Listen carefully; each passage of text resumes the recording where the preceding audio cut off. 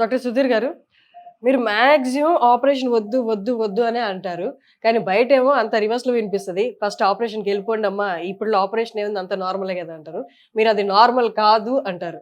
ఎందుకంటారు? ఏ బేసిస్ మీద ఆపరేషన్ వద్దంటారు మీరు? నేనెప్పుడు కూడాను గత 8 సంవత్సరాలుగా ఏ పేషెంట్‌కి కూడాను మోకాళ్ళు అరిగిపోయింది, మోకాలు నొప్పి వస్తుందంటే, ఎట్టి పరిస్థితుల్లో మీరు ఆపరేషన్‌కెళ్ళొద్దు. ఇంకొక మంచి మార్గం ఉంది. ఆ మార్గమే ఈ ప్లాస్మా థెరపీ, పీఆర్పీ థెరపీ.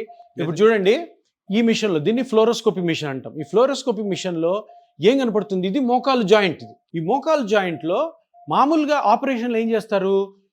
ఇక్కడ నుంచి ఇదంతా కూడా తీసేస్తారు. ఇది చూడండి ఎంత భాగం తీసేస్తున్నారు.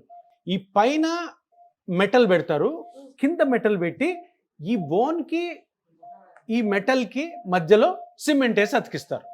ఇప్పుడు మీరు చూడండి, ఈ బోన్ తీసేయాల్సిన అవసరం ఉందా? నీట్‌గా ఉంది చూసారా?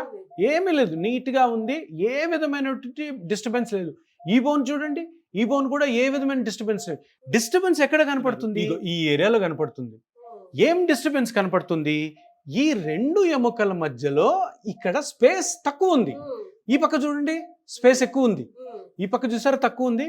అంటే ఇక్కడ ఉండాల్సిన స్థలము కంటే ఆ స్పేస్ తగ్గడం వల్ల ఈ రెండు ఎముకలు ఈ పార్ట్లోనే రబ్ అవుతున్నాయి. మొత్తం మోకాలులో ఇంత చిన్న పార్ట్లో ప్రాబ్లం ఉంటే ఇదంతా ఎందుకు తీయాలి అంటే, ఇంతకు ముందు ఒక 5-6 సంవత్సరాల క్రితం వరకు ఈ సర్జరీ ఉంది.